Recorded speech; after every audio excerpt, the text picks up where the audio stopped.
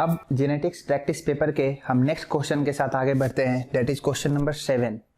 ये क्वेश्चन भी डिफरेंट है, जैसे कि मैंने जो कंप्लीट सेट बना रखे हैं आपको हर डिफरेंट क्वेश्चंस का सेट दे रहा हूँ। हर पार्टिकुलर क्वेश्चन एक पार्टिकुलर टॉपिक को कवर कर रहा है, राइट। तो इस क्वेश्चन को हम देखते हैं और इससे रिलेटेड इस टॉपिक की थ्योरी देखते हैं। क्वेश्चन है what percentage of P seeds would have intermediate size of starch grains in F2 generation. Okay, सबसे पहले हम ये जानेंगे कि स्टार्च ग्रेन का साइज है वो किस तरह का कैरेक्टर है और उसको कैसे डिटरमाइन करते हैं।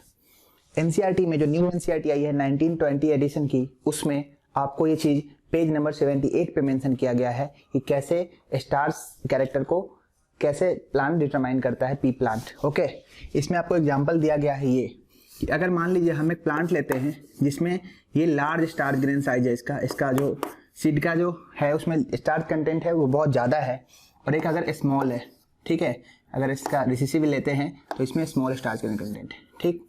इससे जो ऑर्गेनिज्म F1 बनता है, आपको पता है नॉर्मल क्रॉस F1 जो बनेगा, दोनों से गैमीट बनेंगे, बहुत सिंपल है। इससे पहले वीडियो में भी इन चीज़ों को हम देख चुके हैं। तो F1 बनता है कैपिटल बी स्मॉल बी। कायदे से अगर ये डोमिनेंट कैरेक्टर होता तो इसका जो साइज होना चाहिए या स्टार्च कंटेंट होना चाहिए वो भी लार्ज होता है, लेकिन ये इंटरमीडिएट बनता है, यानी इन दोनों के बीच का बनता है, ठीक है, इन दोनों के बीच का बनता है। इसको बोलते हैं इंटरमीडिएट साइज, इंटरमीडिएट साइज, ठीक है। ये लार्ज हो गया, ये लार्ज हो गया, लार्ज साइज, और ये small size, right, intermediate size. ये हमारा F1 है। आपको पता है हम F1 के साथ सेल्फिंग करते हैं, मीन्स F1 इंटू F1, तो हमें मिलता है कैपिटल बी स्मॉल बी। तब ये हेटेरोजाइगस है तो ये दो टाइप के गैमेट बनाएगा, कैपिटल बी स्मॉल बी, और ये भी बनाएगा आपको दो टाइप के gamete, capital B small B. तब हमारा जो कॉम्बिनेशंस बनते हैं वो कुछ इस तरह के बनते हैं, राइट। ये हमारे कॉम्बिनेशंस बनेंगे capital B capital B, capital B small B, capital B small B, और स्मॉल बी। यानी हमारे पास जो आए वो दो ऐसे एलील आए, कैपिटल बी, ठीक है, ये कैपिटल बी स्मॉल बी, और ऐसे ये इसका जीनोटाइप हो गया। अब देखते हैं ये जो है ये लार्ज साइज स्टार्च ग्रेन देगा, ये जो है ये इंटरमीडिएट साइज देगा, और ये जो है स्मॉल साइज देगा, राइट। तो इस तरह से हमने क्वेश्चन में पूछ रखा है what percentage of P seeds would have intermediate size. तो इंटरमीडिएट साइज है तो ऐसे दो है, यानी जो रेशियो है वो 1:2:1 है, यानी 2 आउट ऑफ 4 इंटू 100, यानी 50% जो है जो हमारा स्टार्च ग्रेन होगा वो ये होगा, ठीक है। तो इसका इस तरह से तो आंसर चला गया हमारा 50%। अब ये और क्या क्या चीजें करता है और किस किस चीजों को इन्फ्लुएंस करता है हम वो देखते हैं, ठीक है।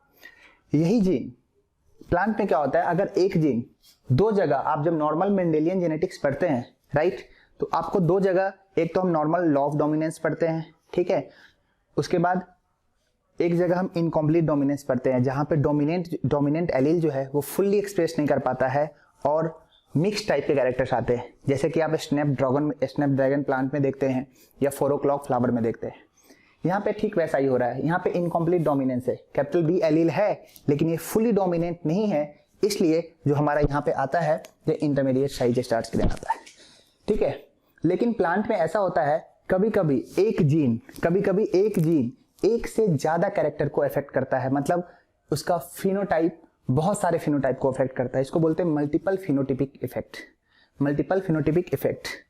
और इसे हम प्लियोट्रॉपी कहते हैं। क्या कहते हैं? प्लियोट्रॉपी। अब प्लियोट्रॉपी क्या होता है? प्लियोट्रॉपिक और मल्टीपल फिनोटिपिक इफेक्ट, इसको ऐसे समझेंगे, मल्टीपल फिनोटिपिक इफेक्ट मतलब एक जीन बहुत सारे फिनोटाइप को अफेक्ट कर रहा है, मल्टीपल फिनोटिपिक इफेक्ट। क्वेश्चन हमारा सॉल्व हो चुका है, अब हम इससे थ्योरी रिवीजन कर रहे हैं, राइट। अब इसमें क्या होता है कि एक जीन, समझिए डिफरेंट टाइप्स के फिनोटाइप्स है, उनको अफेक्ट कर रहा है। ये एक्स है, वाई है, जेड है, इसका ये सिंबल बनता है। मतलब एक जीन एक ही है, one gene but many characters, जब ऐसा कंडीशन हो तो इसको हम बोलते हैं प्लियोट्रॉपी और मल्टीपल फिनोटिपिक इफेक्ट, राइट। इसका एक बेस्ट एग्जांपल हमें पी प्लांट में ही देखने को मिलता है, जब एक जैसे कि राउंड है, आपको पता है आर आर जो है डोमिनेंट है, स्मॉलर क्या है, ये हमें रिंकल शीट देता है। हमारा जो F1 आता है ये कैपिटल आर स्मॉलर आता है, राइट।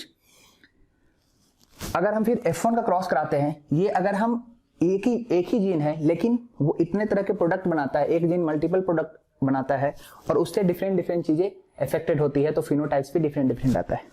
ये अगर हम बात करें तो ये हमारा राउंड है, ठीक है, और ये हमारा रिंकल्ड है, राइट, और ये हमारा राउंड हो जाता है क्योंकि यहाँ पे राउंड जो है वो डोमिनेंट कैरेक्टर है, इसलिए इस कंडीशन में ये राउंड है।